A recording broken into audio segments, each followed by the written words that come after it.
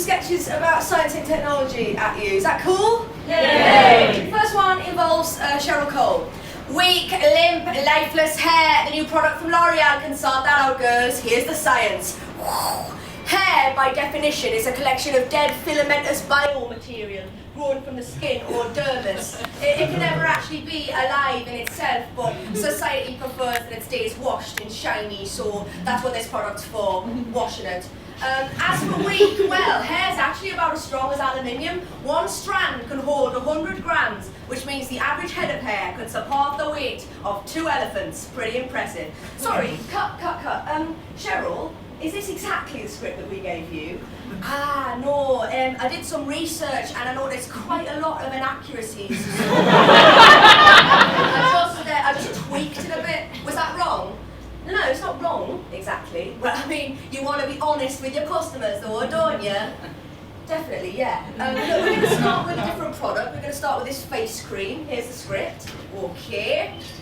No, you see, it says here that this face cream can literally turn back time. But while it might be theoretically possible for time to go in either direction, practice shows that there's an arrow of time going from the past into the future, which means the human body will slowly atrophy away. And this face cream's not going to make a blind bit of difference. And I looked it up, and it turns out there's no such word as microdermabrasion. Right, just do the ad, okay? Aye, okay. Hello girls, try the new face cream from L'Oreal. It's basically like your bog standard E20 cream, only it's a lot pricier. You're paying for the packaging.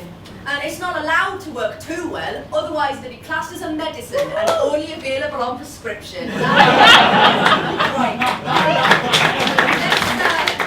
Let's put her on makeup, right? She can't ruin makeup. Hello girls, do you want to make your lips look more like your labia in order to attract a mate? L'Oreal, I've got a product for you. Right, let's get someone else. Let's get someone younger while we're at it as well. She's late 20s now. That's what, 70 in television woman years. That's my first sketch.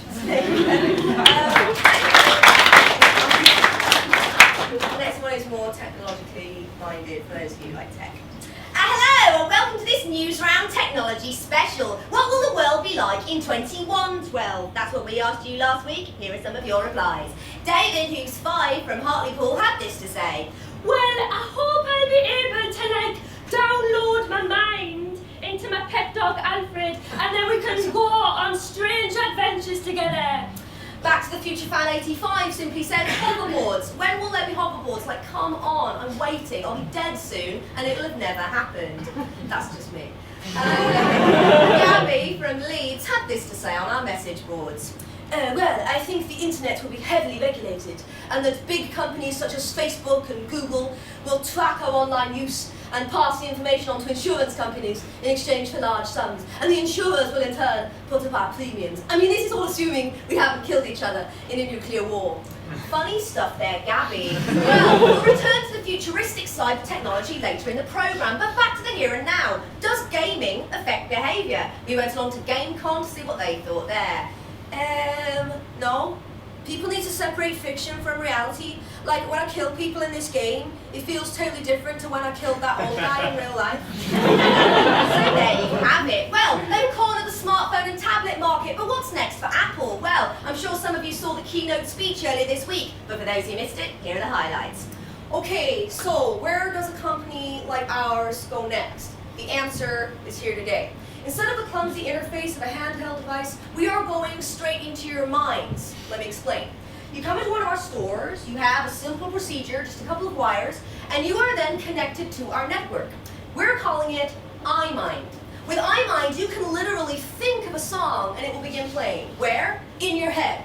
You have to sign up to our premium service for this, but with iMind, you are literally in your own movie. You have your own life soundtrack. Let me show you the promotional video. Hi, I'm Debbie. I'm here to show you around iMind. iMind is a completely new way to listen to music. It exists in the cloud and in your mind. In many ways, it's similar to any music system you may have experienced in the past, but as the interface is entirely in your mind, you might have to learn a few new gestures. Think of a song and it should begin playing in your head. To skip to the next song, simply tap the right side of your head. Skip back to the beginning of the song, we'll go to the previous song, tap the left side of your head. Volume up is a 2-finger gesture. Simply pinch out on the side of your head. reshape the unit. And that's not all. With the next update, we'll be introducing iMind apps. Apps that fully integrate themselves with your body, your mind, and your life.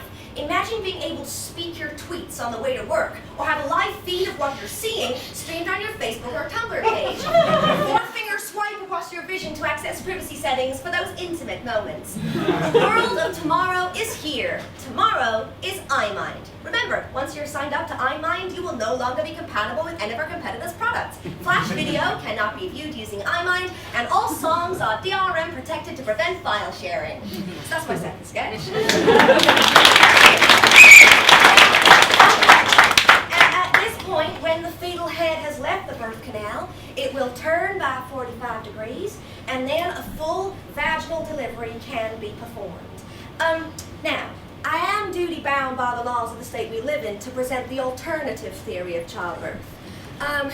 When a mom and dad love one another very much and the Lord deems it right, a stork or similar avian creature will fly in through the window, carrying a baby in a blanket in its mouth, and deposit it on the floor, much to the joy of the new parents. It's important to teach the controversy, apparently.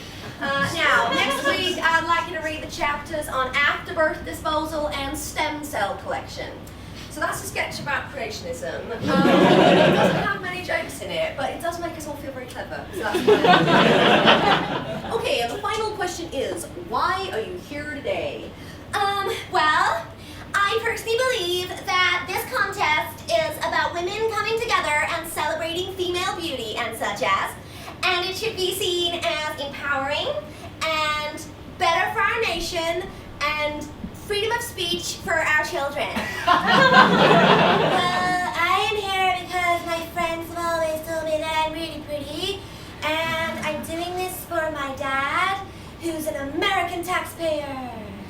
Why am I here? I don't know. I guess I personally believe that the universe was once a really dense, hot singularity, and that about 13.7 plus or minus 0.2 billion years ago, a moment of rapid expansion led to the creation of protons, electrons, neutrons, you know, all that stuff. And that over billions of years, these formed planets and stars. And about 4.5 billion years ago, a particular bunch of material forming an accretion disk around a smallish star in the outer spiral arm of a galaxy came together under the force of gravity, which is one of the 4 forces we know of, but I'm not going to go into all that now. Sorry, you can see.